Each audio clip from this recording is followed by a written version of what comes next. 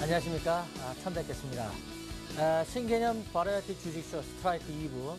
자, 선물옵션 투자 전략을 세워드릴 감독, 상대패 훔쳐보게 텐두킴 김창구입니다.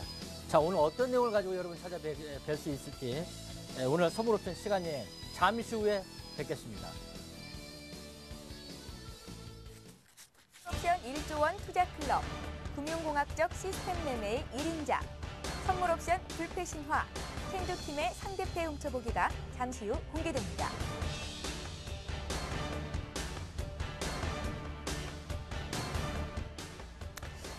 예, 오늘 첫 시간입니다. 어쨌든 여러분들 가장 중요한 거는 돈을 벌기 위해서 이 시간이 있겠습니다만 가장 중요한 거는 건강입니다. 요즘 환절기라 감기 걸리신 분이 상당히 많은데 감기 주의하시기 바랍니다. 돈보다 먼저 건강이 먼저이기 때문에 항상 건강 챙기시면서 돈도 많이 버셔가지고 모두 여러분 올해는 대박나는 그런 한 해가 되셨으면 좋겠습니다. 자, 제가 맡은 시간은 이제 선물옵션 강의입니다. 근데 문제는 선물옵션을 공부하는 이유가 뭐냐는 거죠. 그 개념을 가장 정확하게 알고 있어야 된다는 거죠, 먼저. 선물옵션을 공부하는 이유는 첫 번째는 주식 투자를 잘하기 위해서다. 주식 투자를 잘하기 위해서. 그러면 왜 주식 투자를 잘하기 위해서 선물옵션을 해야 되느냐? 이제 시장은요, 글로벌 시장이 됐습니다. 나는 주식만 하기 때문에 선물옵션 몰라도 된다. 천만의 말씀입니다. 이제는 그런 시간이 되지 않습니다. 주식을 잘하기 위해서 선물옵션은 이제는 옵션이 아닙니다. 선물옵션은 주식을 잘하기 위해서는 이제는 필수사항입니다. 선택사항이 아니라는 거죠. 그게 대표적으로 여러분 잘 아시다시피 선물옵션에서 파생된 개념이 뭐냐? 그게 바로 프로그램이에요. 그래서 프로그램을 알기 위해서는 선물옵션을 아셔야 되겠고. 어쨌든 간에 선물옵션을 저와 같이 공부하는 그 가장 근본적 이유는 주식 투자를 더 잘하기 위해서다. 그 다음에 두 번째는 여러분 잘 아시다시피 주식과 달리 선물옵션은 종합주가지수를 매매하는 상품입니다. 종합주가지수가 오를 것이냐 내릴 것이냐. 자, 그 얘기는 뭐냐? 나무보다는 숲을 보자는 거죠. 자, 나무보다는 숲을 보고 가자. 작은 흐름보다는 큰 흐름을 보고 가자. 그게 바로 선물옵션이다. 그렇기 때문에 저랑 같이 공부하는 이유다. 이렇게 보시면 되겠고요. 그 다음에 선물옵션의 최대의 장점, 바로 기회비용입니다. 기회비용. 이제 앞으로 쭉 설명이 드리겠습니다만 선물옵션 최대의 장점은 기회비용이다. 기회비용을 어떻게 포착해가지고 활용할 것인가. 바로 그겁니다. 자, 문제는 선물옵션 절대로 어렵지 않습니다. 시작이 반입니다. 저랑 같이 I can do it. 제가 할 수 있었기 때문에 여러분도 할 수 있습니다. 우리 모두 선물옵션 시장 쪽에서 공부를 열심히 하셔가지고 주식 투자 모두 성공하는 투자자가 되시기를 바라겠습니다. 자, 그럼 본격적으로 준비된 내용을 한번 살펴보도록 하겠습니다. 자, 화면 나가고 있습니다만은 우산 속 이론이라는 겁니다. 자, 밖에 지금 비가 엄청나게 쏟아지고 있습니다. 과연 여러분들 지금 나가서 지금 뛰어놀 수가 있겠습니까? 비가 오고 있어요. 비가 오는 시장 속에서는 비에 맞지 않는 유일한 방법이 뭡니까? 집안에 가만히 앉아서 얌전히 TV를 보든지 아니면 저희처럼 선물옵션 공부를 하는 시간으로 잡으면 되겠습니다. 비가 올 때 뛰어나가서 놀면 비를 맞게 되어 있습니다. 자, 큰 우산을 쓴다고 비를 맞지 않을까요? 비를 맞게 되어 있습니다. 그 얘기는 뭐냐? 지금 여러분이 주식 매매를 할 때 비 오는 구간이냐, 지금 햇볕이 쨍쨍 내리쬐는 그런 구간이냐를 알고 시장에 접근해야 된다는 거죠. 뭣도 모르고 지금 햇빛 쨍쨍 나는 시간이 아닌데도 불구하고 비가 오는 시간인데도 불구하고 나가서 뛰어놀려고 한다. 주식 투자는 뭡니까? 시장이 좋지 않은 시장에 나가가지고 매매를 하다 보면 어떻게 되죠? 비에 젖죠. 예탁 자산이 줄어들게 됐습니다. 손실을 보게 돼 있다는 거죠. 결국은 뭐냐? 우산 속 이론. 시장이 좋으냐 나쁘냐를 판단하는 게 바로 선물 옵션이다라는 말씀을 여러분 다시 한번 말씀드리겠고요. 역시 가장 중요한 거는 나무보다는 숲을 파악하는 부분이다. 나무보다는 숲을 어떻게 파악해가지고 갈 것이냐. 이거 굉장히 중요한 내용입니다. 그 다음에 여러분 재테크를 할 때 가장 중요한 부분은 타이밍입니다. 선물 옵션은 바로 타이밍의 예술입니다. 타이밍이 있어요. 언제 적절하게 언제 어느 때 매수를 하거나 매도를 해가지고 포인트를 잡아내느냐, 타이밍을 잡아내느냐, 이게 승부입니다. 자, 그러기 위해서는 여러분 어떻게 해야 되겠습니까? 원칙을 세워야 된다. 매매에 대한 모든 원칙이 있습니다. 여러분 인생을 보더라도 인생의 원칙이 있죠. 주식 매매, 특히 선물옵션 매매의 원칙이 필요합니다. 원칙을 잘 지켜서 매매하는 기법, 그게 바로 매매 기법입니다. 여러분 가끔 보시면 매매 기법을 찾아서 헤매는 그런 하이에나 같은 투자자들이 상당히 많은데 그렇게 하지 마시고 모든 원칙은 지금 이 순간부터 여러분 마음속에 있다. 여러분이 정해진 룰 안에서 원칙적으로 움직이느냐, 틀 안에서 움직이느냐, 룰 안에서 움직이느냐, 그게 바로 기법이다. 이렇게 말씀드릴 수 있겠습니다. 다시 한번 우산속 이론, 여러분 매매에 나서기 전에 항상 지금 햇빛이 쨍쨍 내리쬐니까 나가 놀아도 되겠다. 매매를 해야 되겠다. 아니면 비가 오는 구간이니까 좀 조심해야 되겠다. 그런 개념을 알고 시장에 접근하시기를 바라겠습니다.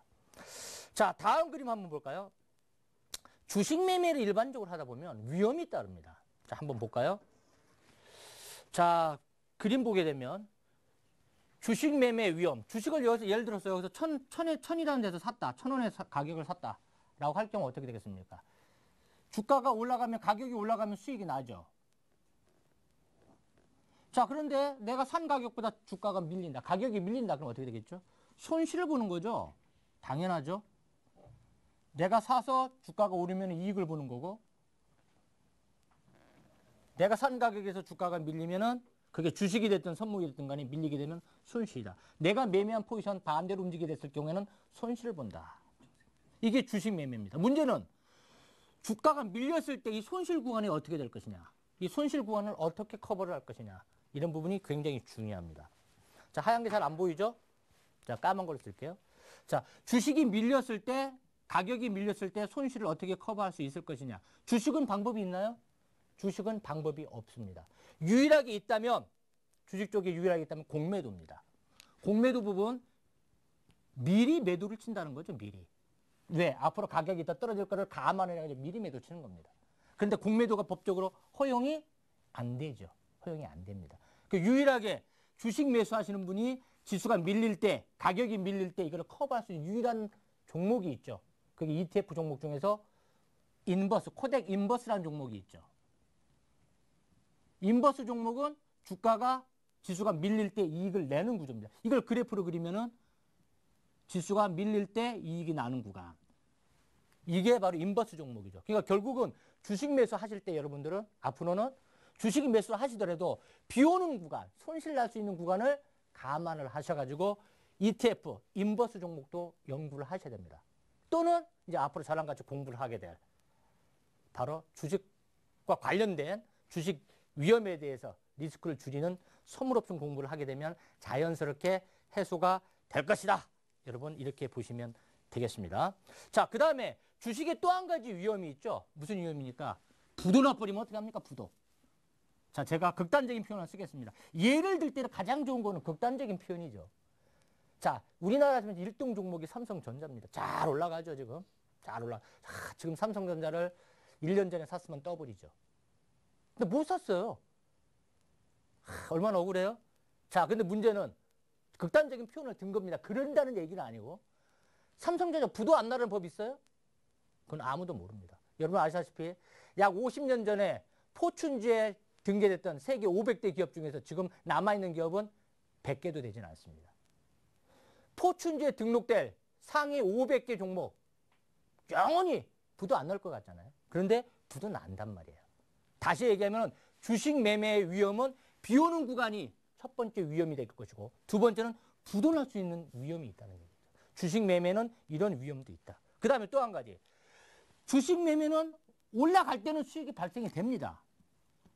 그런데 손실이 날 때는 방법이 없다. 이게 아까 유일하게 커버할 수 있는 방법은 인버스 종목이라고 했습니다.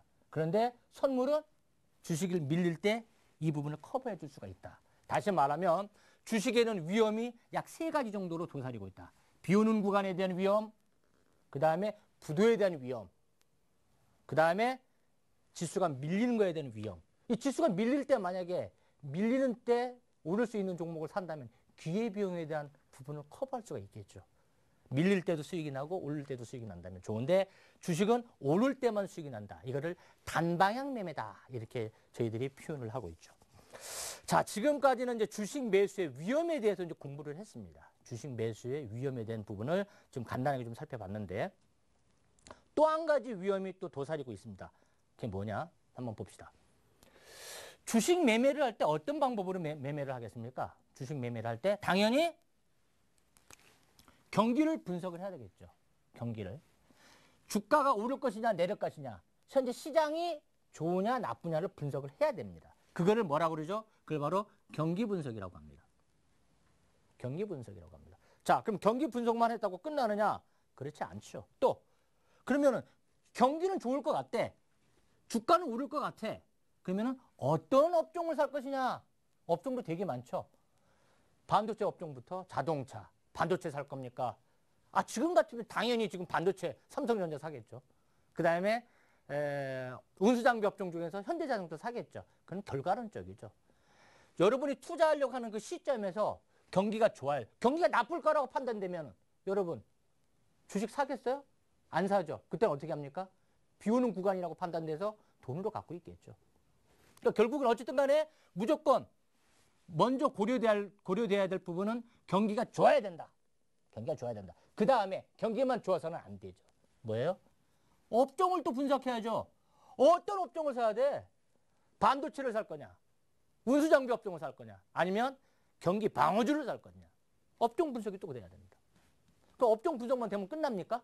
반도체를 산다. 그럼 반도체 종목도 굉장히 많지 않습니까? 삼성전자로부터 LG전자, 하이닉스, 뭐 반도체 장비업체까지 어떤 종목을 살 것이냐? 종목 분석을 또 해야 됩니다. 기업 분석이라고 그러죠. 자, 기업 분석을 했어요. 자, 기업 분석까지 했으면 이제 타이밍의 문제입니다. 언제 살 것이냐? 얼마에 살 것이냐? 그거를 타이밍 분석이라고 합니다. 자, 그러면 우리가 주식을 하나 선택을 하기 위해서는 이렇게 일련의 복잡한 의사결정 과정이 필요하다는 거죠. 의사결정은 단순할수록 좋습니다. 의사결정이 복잡해버리면 매매하기가 굉장히 어렵습니다. 굉장히 어려워요. 자, 그런데 문제는 자, 주식을 매매하기 위해서는 경기 분석, 업황 분석, 기업 분석, 타이밍 분석까지 들어와야 되는데 선물옵션에 장점이 있습니다. 그게 뭐죠? 나머지는 다 필요 없어요. 업황 분석 필요 없습니다. 뭐 어느 업종이 뜰 건지 분석할 이유가 하나도 없어요. 그 다음에 기업 분석할 필요가 없습니다. 종목을 사는 게 아니기 때문에. 그러면은 유일하게 분석해야 될 게 뭡니까? 선물옵션에서는 바로 경기만 분석하면 된다. 경기만 분석하면 된다. 그 다음에 뭐 언제 살 것인가? 얼마에 살 것인가? 얼마에 팔 것인가? 타이밍 분석만 하면 된다. 결국은 두 가지의 의사결정 과정이 없어져도 된다는 거죠. 그 얘기는 뭐냐? 선물옵션 매매는 의사결정 과정이 주식처럼 그렇게 복잡한 단계를 거치지 않는다. 그 다음에 선물옵션의 또 하나 장점이 뭐죠? 선물옵션 또 하나 장점은? 아까 주식의 단점이 선물옵션의 장점이 되겠죠. 주식은 부도날 위험이 있어요. 그런데 선물은 부도날 위험이 있을까요? 없을까요? 없죠. 왜? 종합주가지수를 매매하는데 종합주가지수가 부도난다는 소리가 들어봤어요? 종합주가지수는 절대로 부도나지 않습니다.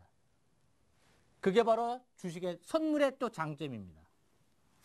그러면 주식에서 가지고 있지 않는 장점이 선물옵션에 있다. 이거는 굉장한 매매의 기회입니다. 기회를 포착하는 것이다. 바로 이것 때문에 여러분들은 주식을 매매할 필요가 반드시 있다. 공부할 필요가 반드시 있다. 이렇게 보시면 되겠습니다. 자, 그 다음에 그림을 하나 또 볼까요?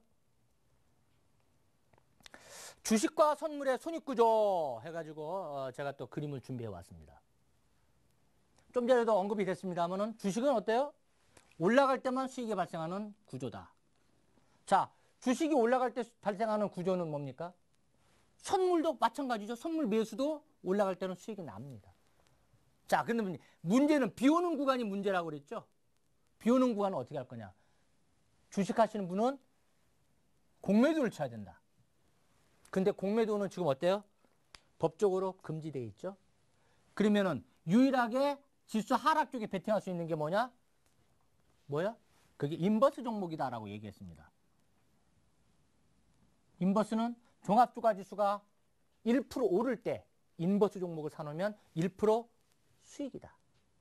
종합주가지수랑 수익률이 정반대로 움직인다. 그게 인버스 종목이다. 그런데 인버스 종목은 1대1입니다. 종합주가지수 수익률하고 플러스 마이너스 1%로 움직이죠. 베타가 마이너스 1이라는 거죠. 베타가 마이너스 1이라는 얘기가 뭡니까? 종합주가지수랑 정반대로 움직이는 수익률이다. 그런데 선물옵션의 장점은 뭡니까?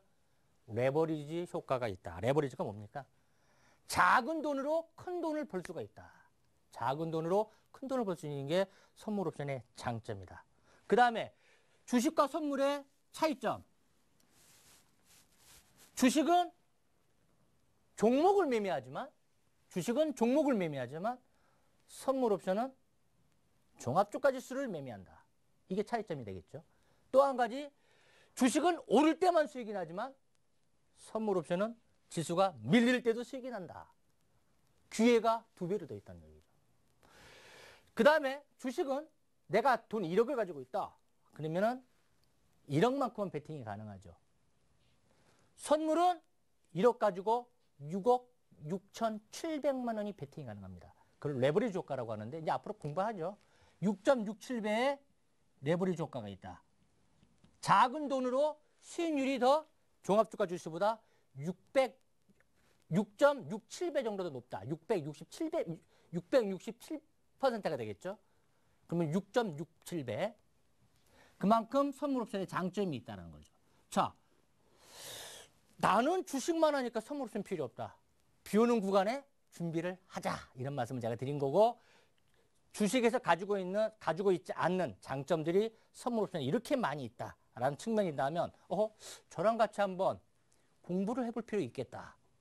그죠? 여러분, 지금 이 시간은 선물옵션을 바로 알아가지고 내일부터 바로 시장에서 실전에 써먹으라는 얘기가 아닙니다. 차근차근 하나씩 가는 그런 과정에서 지금은 선물옵션이 한번 해볼 만하다. 재밌는 상품이다. 부도가 나지 않는 상품이네. 지수가 밀릴 때도 수익이 나는 구간이네. 야, 이거는 대단한 기회다. 작은 돈으로 큰 돈을 벌 수가 있네. 이거는 엄청난 기회입니다. 그렇게 된다면 지금 오늘 이 순간 저랑 같이 공부하는 이 시간 딱 한 가지만 여러분 기억 속에 두셔도 됩니다. 선물옵션 공부해볼 만하다 라고 한다면 저는 여러분 오늘 30분 동안 드릴 거 다 드린 거다. 이렇게 보시면 되겠습니다. 자, 그 다음에 이제 여러분들이 재밌어하는 고스톱 한번 쳐볼까요? 고스톱? 저랑 같이 고스톱 한번 칩니다. ABC 세 사람이 있습니다. 각각의 판돈이 100만 원씩 가지고 만약에 고스톱을 친다. 판돈은 얼마입니까? 300만 원이죠. 판돈은 300만 원입니다. 자, 1시간 뒤에 정리를 했습니다. A는 좀 땄어요. 150만 원으로. B는 잃었어요. 1시간 뒤에 50만 원밖에 안 되네요. C는 본전했습니다. 근데 판돈은 얼마입니까? 판돈은 300만 원이다. 이걸 뭐라고 그러죠? 판돈 불변의 법칙이다. 판돈 불변의 법칙. 설마 이렇게 따놓고 주머니에다 감춰놓은 사람 없죠. 고스톱을 치게 되면 판돈 불변의 법칙이다. 판돈에는 누가 땄든 간에 결국은 합이 제로다. 그걸 뭐라고 그러냐? 제로성 게임이다. 제로성 게임이다. 그 얘기는 뭐냐? 이거 굉장히 중요한 이유 중에 하나입니다. 선물옵션의 장점 중에 하나입니다. 제로성 게임이다. 손익의 합이 제로다. 판돈 불변의 법칙. 그게 제로성 게임이라고 표현을 하는 겁니다. 판돈 불변의 법칙. 주식은 판돈 불변의 법칙이 됩니까? 안 되죠.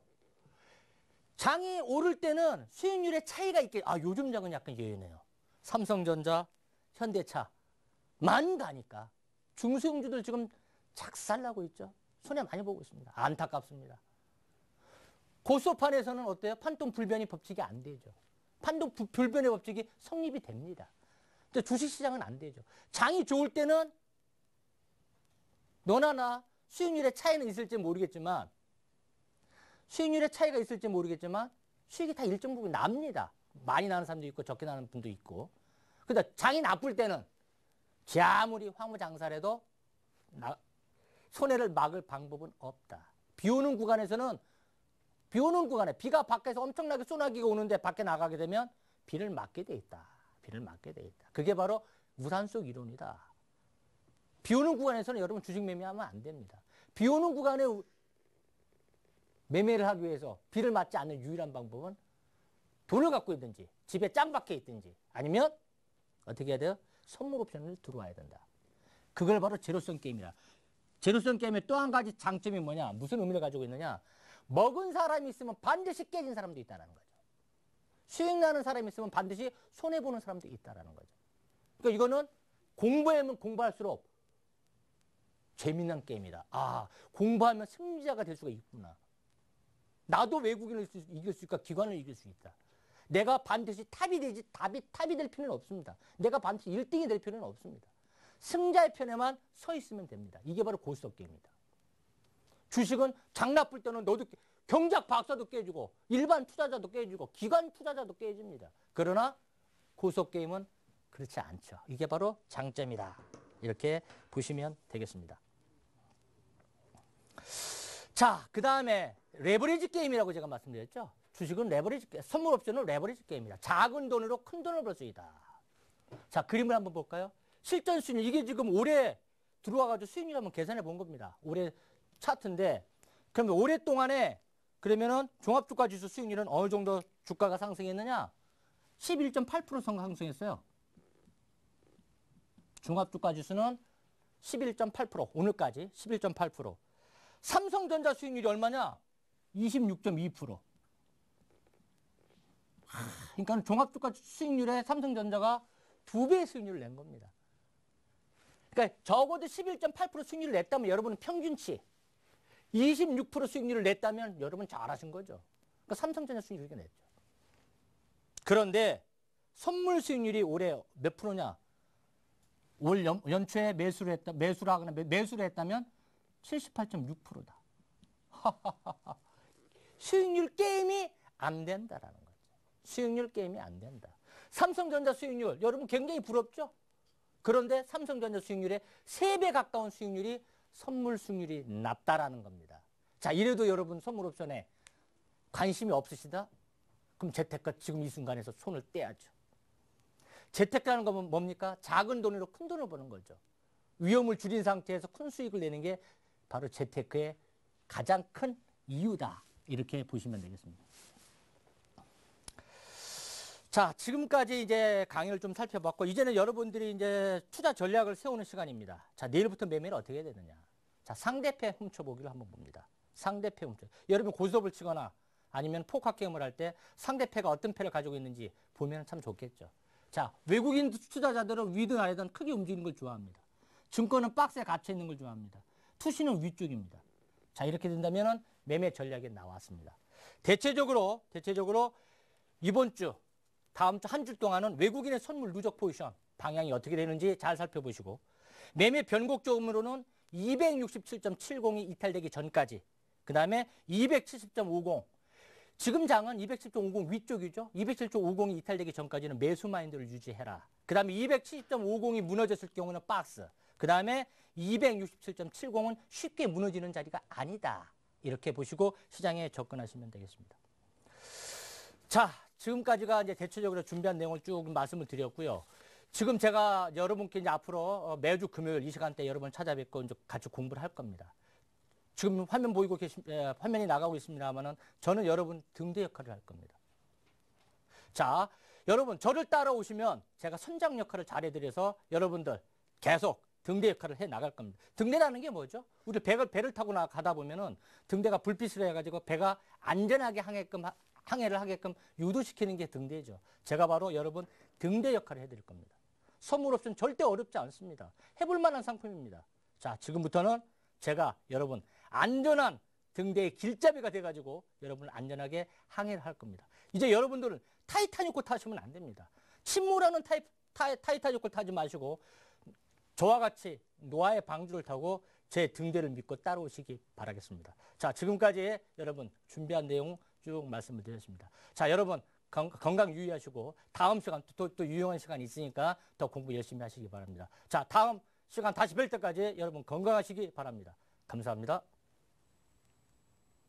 And when you're needing your space to do some navigating, I'll be here patiently waiting to see what you find. And in the end you're still my friend. At least we did intend for us to work. We didn't break, we didn't burn. We had to learn how to bend without the world caving in. I had to learn what I got and what I'm not, and who I am. But I won't give up. God knows I'm tough. He knows we got a lot to learn. God knows we're worth it.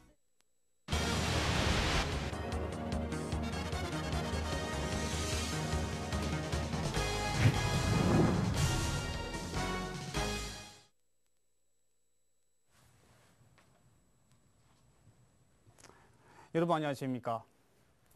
리치맵 전문가 이건 대표입니다. 오늘은 글로벌 매크로 헤지펀드에 대한 설명 첫 번째 시간입니다. 글로벌 증시는 결코 어렵지 않습니다. 저랑 함께 헤지 전략을 하시면 수익이 쑥쑥 자라납니다. 저랑 함께 렛고! 헤지펀드 전략으로 글로벌 시장 정복, 절대적 수익률 축으로 기존 외국계 헤지펀드보다 훨씬 높은 수익률을 달성한다. 국내 최초 거시 전략 전문가, 6원의 거시 전략 헤지펀드 노하우 바로 공개됩니다.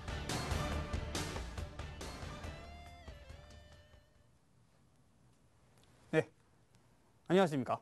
네, 그럼 시작하도록 하겠습니다. 네, 자, 좀 시작해 주십시오. 네, 자, 제 자기소개부터 먼저 하도록 하겠습니다. 예, 자, 제가 그 서울경제TV 글로벌 매크로 스트라테지스트로서 제가 여기서 강의를 시작하도록 하겠습니다. 예, 자, 먼저 그 뮤추얼 펀드, 그것이 그 기존 펀드 투자하고요, 그 헤지 펀드의 차이에 대해서 말씀드리도록 하겠습니다. 뮤추얼 펀드가 뭐냐면 기존 펀드고요. 그리고 기존 펀드가 일단 그 인덱스 주정형이기 때문에 주가가 빠질 때 수익이 그대로 빠집니다. 증시가 좋을 때는 수익이 나지만 주가가 빠질 때는 아예 방법이 없는 거고요. 그리고 뭐니 해도 월급쟁이 증권사 출신 펀드 매니저들이 운영을 합니다. 자, 헤지펀드가 그러면 어떤가? 절대적 수익률을 추구를 하고요. 최소 예탁자산 평균 15공 이상. 자, 지금 그 말씀 듣고 그 얘기를 듣고요. 지금 채널을 돌리시지 마시고요. 끝까지 좀 들어주십시오. 최소 예탁자산 15억 필요 없어도 상관없습니다. 모집 투자수가 50명 내지 100명. 그럼으로써 자금의 유출이 없습니다. 자금의 유출이 없어야 정확한 투자 전략을 세울 수가 있는 것입니다. 그리고 봉급은 성과급으로 받습니다. 그리고 석사학위 이상 펀노르분 백그라운드를 가진 펀드 매니저들이 운영을 하는 거고요. 따라서 각 섹터별로 다 전문가들이 다 있습니다. 제가 아는 분 같은 경우에 내과 의사였다가 펀드 매니저가 되신 분들도 계시고요. 자, 그럼 이건 대표가 말하는 헤지펀드는 기존 헤지펀드하고 어떻게 차이가 나는지. 최소 예탁자산 제한이 없습니다. 두 번째, 국내 최초의 글로벌 매크로 전략입니다. 그리고 방향성 매매로 직장인들도 거래가 가능하고요. 자, 방향성 매매가 뭔지 이따가 말씀드리도록 하겠습니다.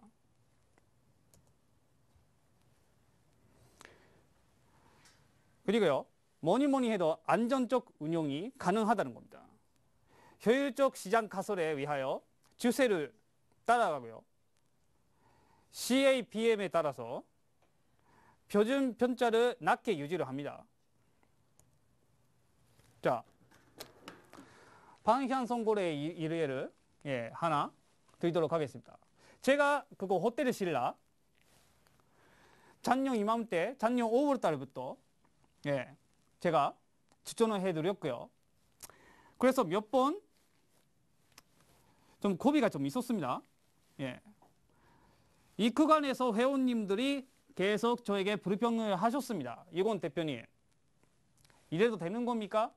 어떤 분들 여기서 매수를 하셨어요. 근데 저는 계속 쭉 들고 가라고 그랬습니다. 왜요? 첫 번째가 추세가 살아있고요. 두 번째가 글로벌 매크로의 관점에서 보고 있는 것입니다.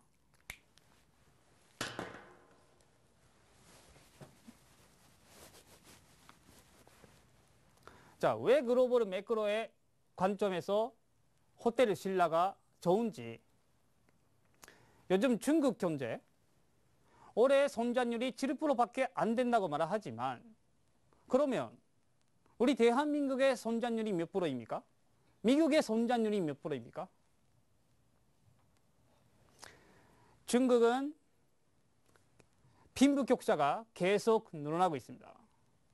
따라서 부자들이 계속 생겨나고 있어요. 그래서 해외여행 객수가 계속 늘어나고 있고, 일본에도 가고 있고, 미국에도 가고 있고, 유럽에도 가고 있습니다. 물론 대한민국에도 많이 들어오고 있습니다. 그들이 대한민국에 들어와서 먼저 하는 것이 뭐냐고 물어보면 쇼핑을 한다고 합니다. 그리고 대한민국도 마찬가지입니다. 요즘 빈부격차가 어마어마하게 벌어지고 있습니다. 해외여행 나가기 전에 국내 면세점에서 면세품을 구매를 하고 나서 해외로 나가시는 분들 되게 많습니다. 신라 호텔의 영업 수익이 중에서 그 10%가 면세품이라고 합니다. 객실 업무보다는 면세품으로 사업을 번창시키고 있다고 하는 것입니다. 따라서 호텔 신라는 당분간은 계속 우상향으로 갈 것입니다.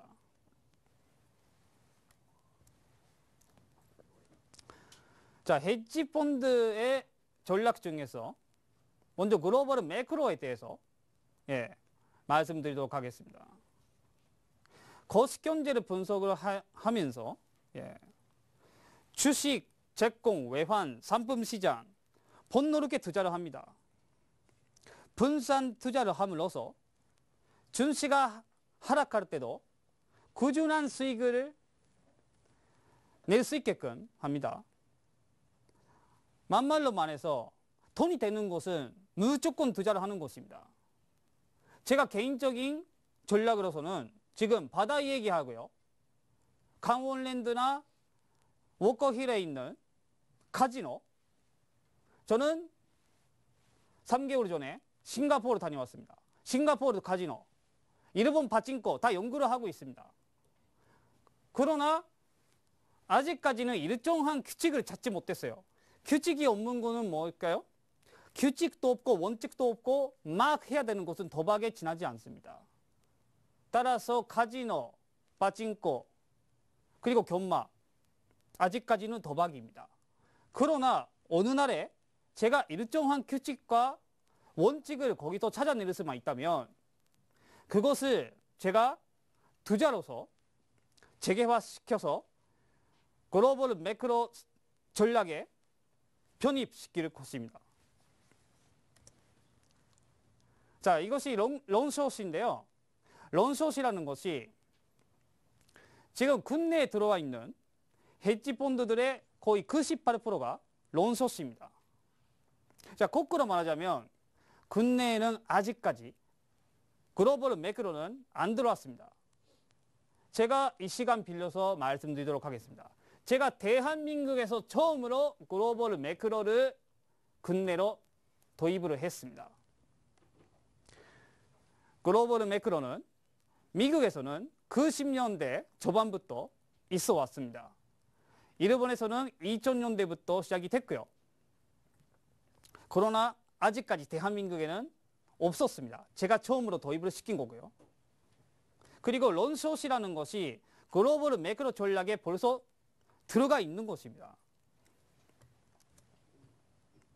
자, 그러면 글로벌 매크로의 거시 경제를 바탕으로 해서 환율과 기후 변화에 따라서 종목을 하나 선정했습니다. 그것이 하나 말씀드리자면 여기 지금 있지만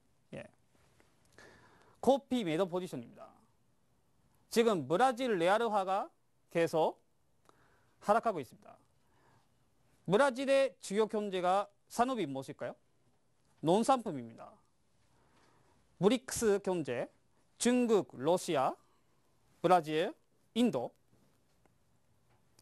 중국은 농업국에서 벗어나서 공업 입국으로 성장했습니다. 그러나 아직까지 브라질은 농업으로 먹고 사는 나라입니다. 그리고 브라질 정부 측의 정책은 레알화를 인하시켜서 가격 절하시켜서 농산품을 많이 수출을 한다. 그리고 5년 전부터 지금 오늘 죄송하지만 자료를 좀 준비하지 못했는데 브라질의 경제 성장률이 요즘 2년 동안 급속도로 냉각하고 있습니다. 그것을 다시 끌어올리기 위해서는 수출 눌러야 되는데 커피 같은 경우에 왜 커피 가격이 이렇게 내려갔을까요? 첫 번째, 레알화 가격 절하. 두 번째, 브라질의 기후입니다. 커피가 이게 기후 변화로 인해서 분작이었습니다. 작년까지는 농가들이 커피를 계속 사재기 하고요. 농가가 아니고 그러니까 도매상이죠. 도매상들은 농가들에서 매수를 해가지고 그 사재기를 하고 있었는데 올해 들어서 정부 측에서 그것에 개입을 했습니다. 그래서 이제 비축이 다 반주됐고요. 그래서 커피가 계속 매도 포지션으로 계속 하면요. 계속 내려가고 있는 것입니다. 자, 그리고 저는 감히 말씀드리겠습니다. 글로벌 매크로 전략만이 살아남을 길입니다. 이제 다른 길은 없어요. 뭐 다른 곳에서 그리고 우리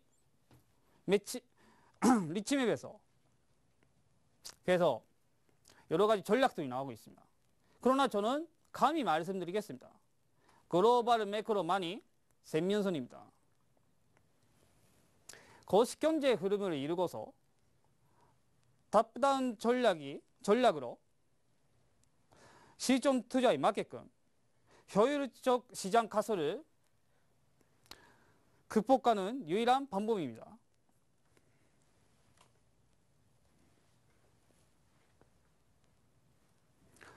자, 그리고요. 톱다운 전략으로 글로벌 매크로를 재택을 하면서 정보의 비대칭의 문제를 해결을 합니다. 이와 같은 논리는 대한민국에서는 아직까지는 제가 처음으로 세상 최초로 제가 얘기를 하고 있습니다. 자, 정보의 비대칭. 자, 사람들이 보유하는 정보의 분포. 자, 이렇게 쓰면 무슨 말인지 좀 못 알아듣겠다. 그죠? 만말로 말해서 기관들, 외인들 우리는 이길 수 없다. 그리고 세력주, 대마주, IPO, 신규 상장주 거기 대주주들보다 세력들보다 우리 개인 투자가들이 이길 수가 없다. 왜? 정보력 때문에. 그것이 바로 정보의 비대칭입니다. 쉽게 말씀드리자면 그것을 제가 글로벌 매크로로 이길 수 있다. 감히 말씀드리겠습니다. 자, 나스닥 매도 포지션이고요. 예. 자, 어떤 분들은 이렇게 좀 생각을 하실 거예요. 아니, 그래서 어쨌다고 나스닥 매도 포지션 들고 왜? 네, 맞습니다. 이것이 여러분들도 아시다시피 미국의 중요한 주가 지수의 중 하나입니다. 누구나 알고 있습니다, 이게. 그리고 거기 안에 애플, 페이스북을 위주로 해서 기술 혁신 기업들이 많이 들어가고 있습니다. 따라서 이것이 완전히 정보의 변준화가 된 것입니다. 따라서 정보의 격차가 없는 거죠. 그리고 이것이 레버리지가 여러 배를 넘습니다. 거기에 1천만 원 투자를 하게 되면 1억 이상 투자한 거랑 마찬가지의 똑같은 효과를 낼 수가 있는 것입니다.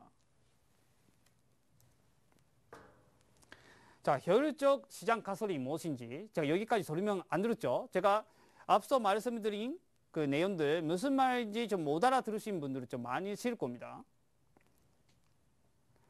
자, 이게 효율적 시장 가설에서는 시장 평균보다 높은 수익을 올릴 수가 없다. 그러니까 앞서 보여드린 나스닥 지수보다 높은 수익을 올릴 수 없다. 일시적으로 알짜배기 기업을 찾아가지고 일시적으로 올릴 수는 있대. 결국은 나중에 또 빠지는 구간이 있기 때문에 나중에 보면 1년 후에 보면 6개월 후에 보면 중장기적으로 봤을 때는 결국은 똑같다는 것입니다. 그리고 막말로 말씀드리자면 저 같은 투자 전문가가 종목으로 선택을 하든 침판지, 오라우탄, 어린아이 전혀 모르는 사람들이 종목을 선정하든지 간에 결국은 똑같다는 것입니다. 자, 효율적 시장 가설을 주장하신 분이 이 파마 교수님입니다. 시카고 대학교의 파마 교수님. 노벨 경제학상을 받으셨죠? 문제는 파마 교수님이 이 효율적 시장 가설을 얘기를 하셨기 때문에 우리에게 아주 어마어마한 피해가 왔습니다. 2008년도 뭐가 일어났습니까? 사브프라임 모기지 사태가 일어났습니다. 사브프라임 모기지 그 파생 상품 어떻게 만들어졌는지 아십니까? 그 기본 원리가 효율적 시장 가설에 있습니다. 자, 그러면 파마 교수님은 효율적 시장 가설로 우리에게 피해를 막대한 피해를 줬습니다. 그러나 저 유건 대표는 여러분께 막대한 수익을 남겨드리겠습니다. 저는 그것이 파마 교수님이랑 들려요. 파마 교수님은 효율적 시장 가설을 만드셨고 저는 그것을 따라했을 뿐입니다. 그러나 파마 교수님은 인륜에 어긋나는 가설을 세상에 던지고 난 몰라 그랬습니다. 저는 그것을 다 줄구 전략으로 해서 그것을 코돈해서 글로벌 매크로 전략으로 해서 여기 대한민국에서 먼저 여러분께 그 다음에 글로벌 시장에 제가 선포를 할 겁니다. 자, 효율적 시장 가설에 따른 또 다른 예를 들자면 이것도 미국의 주가 지수 중에 하나입니다. S&P 500.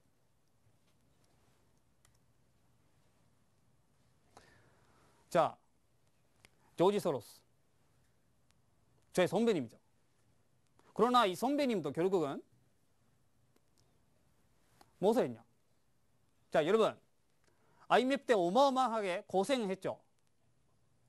지금 학생이신 분들, 그리고 직장 다니시는 분들도 저랑 나이가 연배가 비슷하신 분들은 IMF 때문에 고생하시는 부모님들 밑에서 자랐을 겁니다. 그 장본인이 누구일까요? 이분입니다. 조지 소로스. 이분이 무엇을 했냐? 대극 마트화를 콤매도했습니다. 콤매도 하면서 그것이 아시아의 경제가 바닥나서 그것이 다 한국까지 주약간 한국 경제가 이제 바닥난 거죠. 그리고 앞서 EU가 생겨나기 전에 영국 펀드화를 콘베더 함으로써 영국 은행을 파산나게 해버렸고요.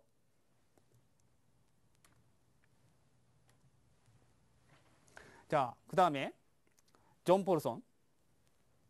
이분이 2007년도 금융위기 때 사브프라임 모기지 매도 포지션을 또 매도를 했습니다.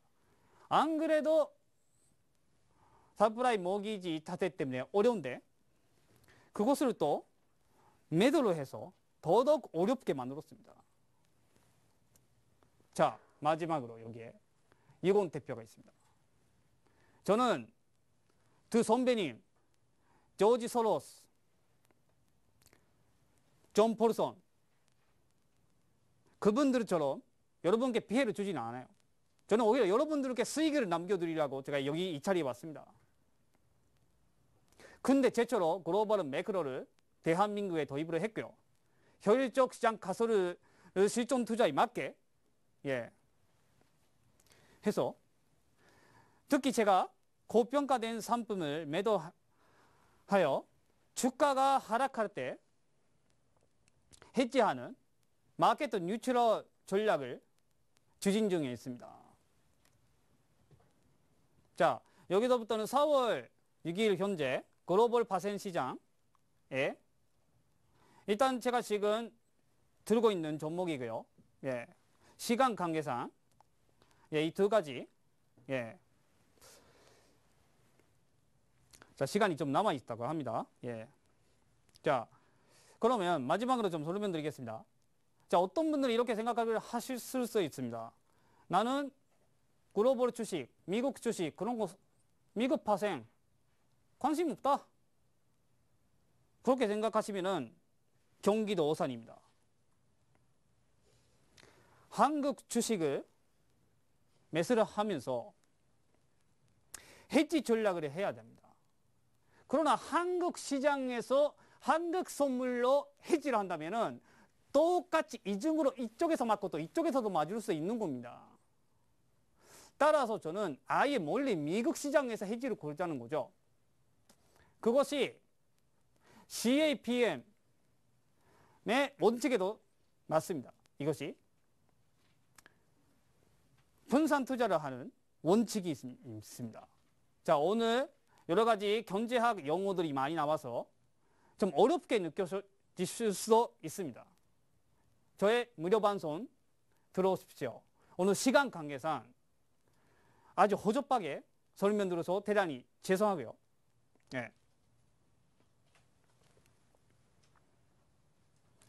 자, 오늘 내용은 여기까지고요.